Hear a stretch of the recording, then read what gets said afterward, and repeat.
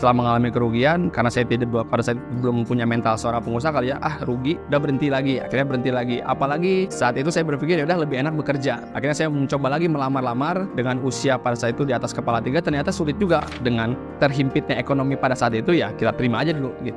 Perjalanan 2 tahun itu, di 1 tahun setengah ekonomi mulai agak stabil, terpikir lagi lah untuk memulai usaha. Yang pasti ujung tombak pengusaha itu adalah penjualan. Jadi mungkin awal untuk mempelajari adalah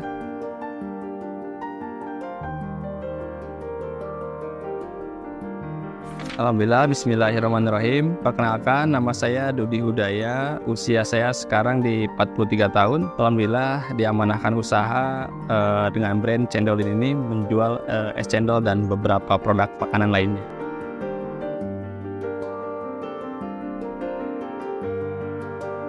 Latar belakang saya sebetulnya pegawai swasta. Pertama kali lulus sekolah, bekerja langsung di bidang marketing, di otomotif tentunya. Itu selama kurang lebih 12 tahun. Dari situ mulai terpikir untuk memulai usaha sendiri. Ya beberapa kali kita coba usaha, ya alhamdulillah sampai sekarang sudah berdiri usaha ini dengan brand Cendolin.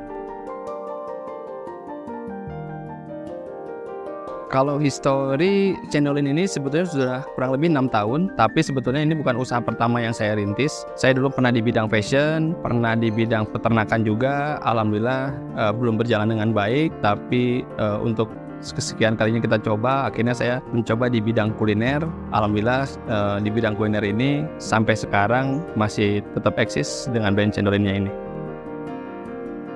Dulu waktu saya bekerja di salah satu usaha otomotif, itu di tahun 2005 saya mulai. Kebetulan di 2013 perusahaan kami itu gulung tikar, tapi saya tidak dikeluarkan pada saat itu. Jadi dipindahkan, dimutasi ke luar kota. Nah, dimulai dari situ saya mulai terpikir untuk kembali ke kota asal dengan jalan usaha sendiri. Akhirnya saya resign dari pekerjaan saya. Saya mencari produk-produk apa yang harus saya jual, karena saya tidak bisa membuat produk sendiri. Akhirnya kita cari produk orang lain. Salah satunya tadi yang baju itu, saya beli baju kodian ya, kalau bahasa sih ke distributor agar kita bisa dapat margin. Ya cuman dalam perjalanannya ternyata tidak semudah itu. Jadi harus ada step-step, tahapan-tahapan ataupun cara marketing yang berbeda, cara penjualannya pun berbeda. Dari situ kita kehabisan modal, akhirnya kita lari ke dunia peternakan. Saya coba-coba, awalnya semua coba-coba. Akhirnya alhamdulillah modal pun kita dapat lagi. Semua modal kita berasal dari keluarga. Alhamdulillah saya masih dipercaya oleh keluarga untuk memulai bisnis. Oke, kalau kamu mulai disupport oleh keluarga, akhirnya saya mulailah bisnis peternakan ayam kampung pada saat itu, dengan pembibitan ayam dari kecil hingga mulai untuk panennya. Saya mulai dengan 1000 ekor. Dalam perjalanannya kurang lebih 6 bulan, ya karena memang belum punya ilmu di peternakannya, dengan modal nekat tadi, mulai aja dulu. Akhirnya terjual tidak semuanya gitu. Jadi mengalami kerugian lah. Setelah mengalami kerugian, karena saya pada saat itu belum punya mental seorang pengusaha kali ya, rugi, udah berhenti lagi. Akhirnya berhenti lagi. Apalagi saat itu saya berpikir udah lebih enak bekerja. Akhirnya saya mencoba lagi melamar-lamar dengan usia pada saat itu di atas kepala 3, ternyata sulit juga mencari pekerjaan dengan walaupun saya punya background pengalaman di dunia marketing, itu berbeda-beda. Akhirnya ya dari situ saya udah berkeluarga pula gitu ya, udah punya anak, istri, anak masih kecil. Saya berpikir dari mana sumber penghasilannya nih, usaha nanti gagal lagi gitu. Akhirnya saya berpikir ya udah, saya memang tidak cocok untuk jadi pengusaha, karena background saya pun di keluarga tidak ada seorang pengusaha, semuanya para pegawai dan pegawai negeri. Akhirnya saya mencari lagi peluang-peluang pekerjaan, melamar di sana sini belum ada. Pada saat itu lagi booming ojek online. Daripada saya nganggur di rumah, ya akhirnya saya daftarlah ke salah satu vendor ojek online itu dan diterima. Perjalanan di ojek online itu ya lika-liku, ya tadinya seorang pekerja menjadi ojek online agak sedikit gengsi juga ya gitu. Tapi ya demi anak istri mah ya udah saya jalankan aja gitu. Tapi alhamdulillah dari beberapa lamaran akhirnya ada lagi tuh panggilan kerja di salah satu otomotif juga, kebetulan karena pengalaman saya di dunia marketing otomotif. Cuman hanya ini untuk di luar daerah. Jadi bukan di luar kota lagi, tapi di luar daerah. Jadi saya dipanggil untuk area Sumatera Selatan pada saat itu. Akhirnya dengan terhimpitnya ekonomi pada saat itu, ya kita terima aja dulu gitu. Di perusahaan itu saya menjalaninya sekitar 2 tahun kurang lebih. Perjalanan 2 tahun itu, di 1 tahun setengah ekonomi mulai agak stabil, terpikir lagi lah untuk memulai usaha. Karena pertama pekerjaan saya di luar daerah, keluarga saya ada di Bogor. Terpikir dengan istri untuk memulai lagi usaha, tapi usaha apa lagi? Jangan sampai tabungan kita yang hasil bekerja hampir 2 tahun itu habis lagi nih, karena kita punya trauma kegagalan itu. Dari situ saya terus cari motivator untuk meyakinkan saya untuk memulai lagi usaha pada saat itu. Karena keinginan jadi usahanya kuat, kebetulan istri dan anak saya pun masih kecil, belum terlalu banyak pengeluaran. Ya udah saya beranikan untuk berhenti dengan sedikit tabungan. Pada saat itu untuk berhenti di luar daerah itu, akhirnya pulang ke Bogor dan mencari-cari apa nih usaha yang modalnya sedikit, gitu ya, tidak terlalu banyak mengeluarkan modal tapi mudah dijalankan. Kebetulan di sini keluarga semua mensupport, keluarga tentunya melihat saya sudah berhenti. Saya juga pengen jadi usahawan. Akhirnya diperkenalkanlah sama kakak ipar saya ini. Saya punya teman saudara yang bisa bikin cendol enak, gitu. Akhirnya disitulah kita dipertemukan oleh kakak keluarga saya. Saya ngobrol, ya udah saya coba es cendolnya enak. Tapi saya pengen depresiasi tadi, pembedanya apa. Akhirnya saya memesan karakter cendol yang saya inginkan. Akhirnya dia bisa buat dan kita bisa jual. Nah dari situlah mulai dia mensuplai cendolnya itu ke kami. Kita branding ulang dengan nama Cendolin. Kita mulai pasarkan. Ya pasarkannya mulai dari jaringan keluarga semua. Kakak-kakak saya, kakak-kakak ipar. Dari grup, karena WA kan semua grup. Nah ada di grup di WA, ada di grup sekolahan, grup ibu-ibu, semua yang memang pasarnya si Cendolin ini.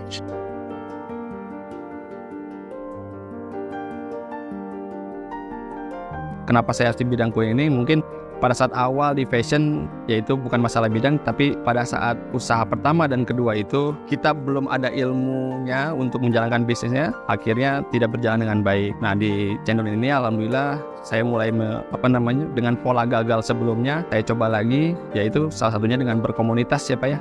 Akhirnya saya masuk dalam komunitas bisnis di Bogor, bersama mereka, membersamai kami, akhirnya channel ini masih bisa berjalan sampai sekarang gitu. Kalau usaha saya yang gagal sebelumnya kan perlu modal yang besar untuk membeli baju ataupun peternakan, apalagi ya untuk modal awalnya itu sekian puluh juta saya harus keluarkan, dan itu menjadi kegagalan kami atau itu jadi biaya belajar saya lah pada saat itu. Nah pada saat kuliner ini modalnya tidak besar, saya berpikir dengan istri modal apa yang tidak terlalu besar tapi tidak sulit untuk mengerjakannya, barulah terus yaudah kita bisnis di kuliner, karena bisnis kuliner itu tidak mengeluarkan modal yang besar.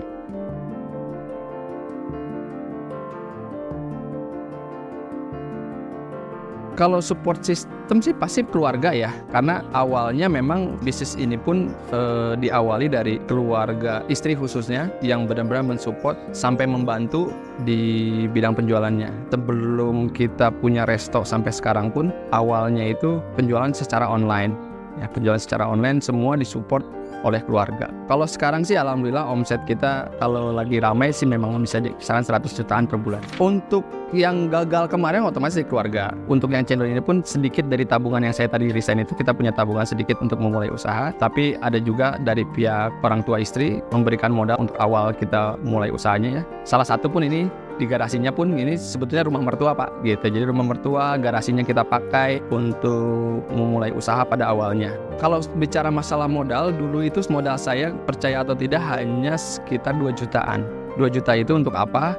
Untuk bikin gerobak dan mulai tadi kita bikin cendolnya itu. Ya kalau dikisarkan sekarang sih aset kita kurang lebih udah mencapai di angka 50 jutaan lebih lah secara aset ya. Secara aset dari modal yang 2 juta tadi.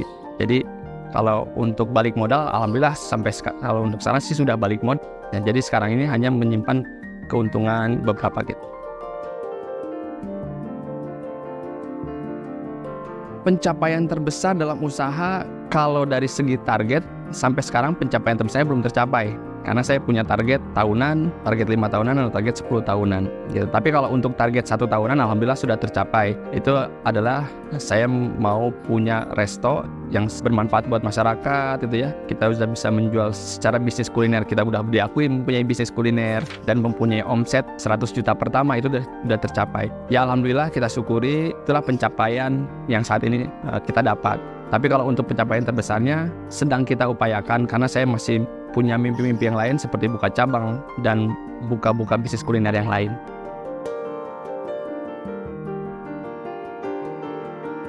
Kalau titik terendah itu saya harus narik lagi ke belakang di awal-awal kita mulai buka bisnis channel ini. Pertama kita jual berjualan di garasi dengan satu booth. Seiring berjalannya masyarakat mengenal Cendolin, saya terlalu dini untuk bekerja sama dengan orang lain. Jadi orang lain pengen juga punya usaha yang sama, saya beranikan diri untuk bermitra dalam artian dengan orang lain, memakai modal orang lain, bekerja sama untuk membuka booth yang sama. Akhirnya saya membuka booth sekitar hampir 8 booth, pada saat itu 8 outlet ya, dengan sistem booth seperti itu.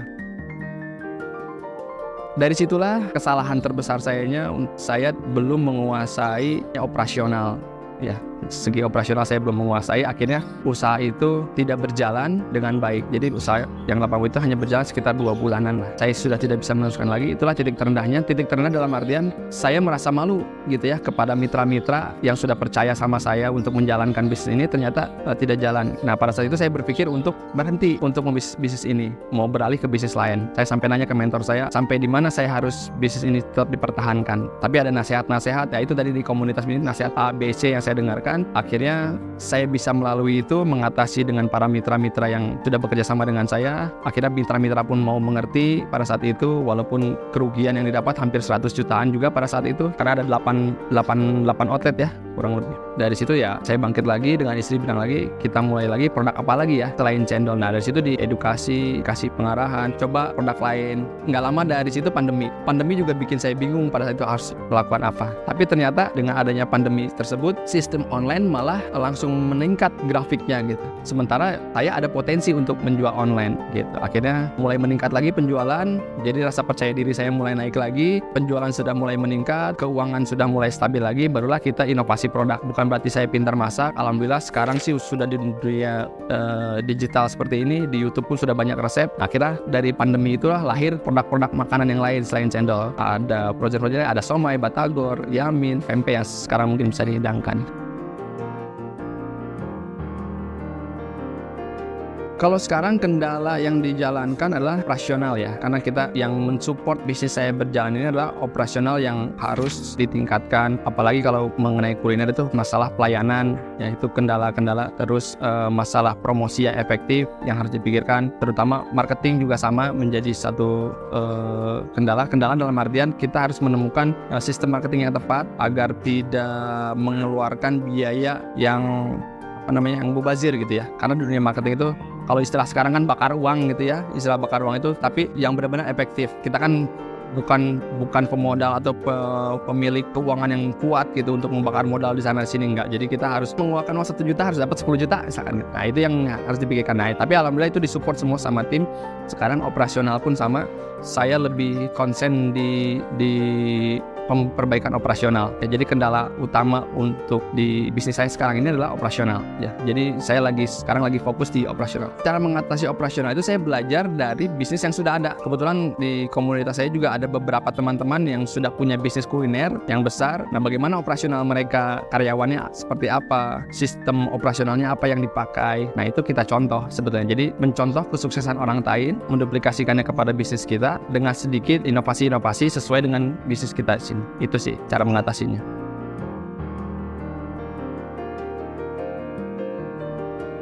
Strategi yang digunakan oleh saya ini, satu yang mungkin sekarang lagi dijalankan adalah nanti setelah sistem ini semua selesai, kebetulan sekarang saya lagi membenahi sebuah sistem operasional yang baik, kita akan mulai untuk pengembangannya. Salah satunya kan pengembangan ini adalah pembukaan cabang. Mungkin kita akan membuka sistem kemitraan lagi pada yang calon-calon investor, mungkin sedang lagi dipikirkan. Tapi kalaupun tidak, itu kita sedang men-saving pendapatan ya.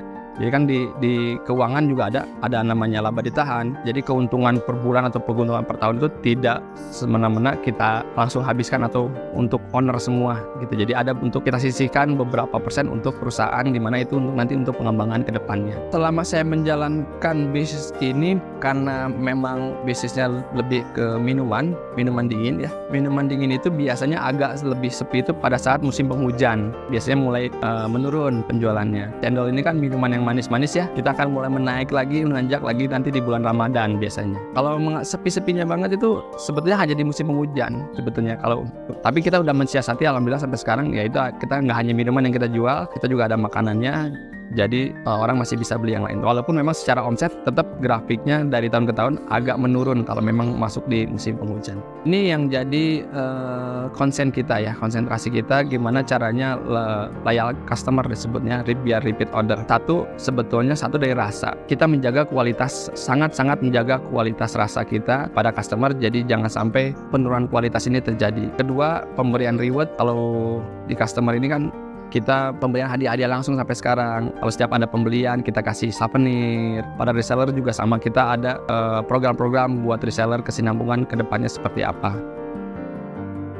Ya ada saja, ya ada yang komentarnya positif, ada yang komentarnya negatif. Kalaupun memang komentarnya negatif, ya itu jadi masukan ya buat kita untuk perbaikan ke depannya. Nah, kita tinggal lihat negatifnya seperti apa. Negatifnya dari segi rasa kah? Kalau dari segi rasa berarti dari segi produksi kita, apakah dari segi pelayanan gitu. Jadi komentar negatif pun kita jadikan sebuah masukan. Di Instagram kita pakai Cendolin Bogor, ya bisa di follow, dicek di Instagram @cendolinbogor. Jadi kita hanya media sosialnya hanya satu itu aja, Instagram. Kalau perilaku pengusaha itu salah satunya mungkin mental dan mindset ya. Jadi jangan mudah menyerah. Terus mindsetnya juga harus mindset yang kebermanfaatan gitu ya. Jadi pengusaha itu bukan buat untung dia sendiri. Karena kalau saya pribadi itu bisnis itu sama dengan membangun orang, Pak, gitu ya. Jadi bukan hanya bisnisnya yang dibangun, tapi orangnya pun harus terbangun. Orang itu dalam artian SDM-nya. Jadi orang-orangnya pun kita harus bangun gitu. Kalau untuk mempelajari pengusaha baru adalah apa yang akan dia jual, untuk apa dia berjualan, terus apa tujuannya dia menjadi seorang pengusaha. Jadi dipelajarinya itu adalah bagaimana cara kita membuat visi misinya dulu nih. Kan orang pengen pengusaha, pengen jadi A, B, C, D, pengen ini. Nah, itu yang harus dipelajari. Mempelajarinya sebetulnya untuk saat ini tidak terlalu sulit karena memang banyak pengusaha-pengusaha yang sudah memulai duluan. Ya, kita hanya tinggal yang tadi. Termasuk saya pun mencontoh usaha-usaha yang sudah ada, tetapi memodifikasinya sedemikian rupa. Apa pembedanya usaha kita dengan usaha orang lain? Bisa dengan berbagai cara. Salah satunya bisa di dunia media sosial, sekarang sudah banyak mempelajari di YouTube atau tergabung dalam satu komunitas usaha. Yang pasti ujung tombak pengusaha itu adalah penjualan. Jadi mungkin awal untuk mempelajari adalah bagaimana cara menjual. Nah, itu yang harus dipelajari pertama. Bagaimana cara menjual produk nanti yang akan kita jual.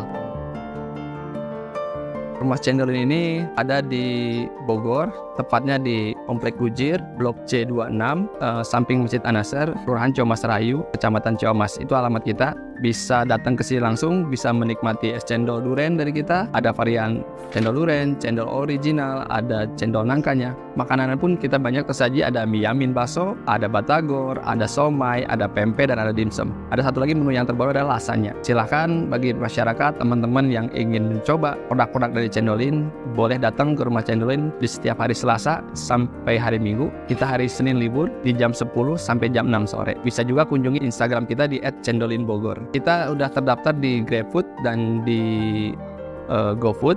Itu namanya Rumah Cendolin. Kita juga terima reseller. Apabila memang teman-teman atau masyarakat ingin bergabung menjadi mitra kita, menjadi seorang reseller, insya Allah nanti kita akan bisa mewujudkannya.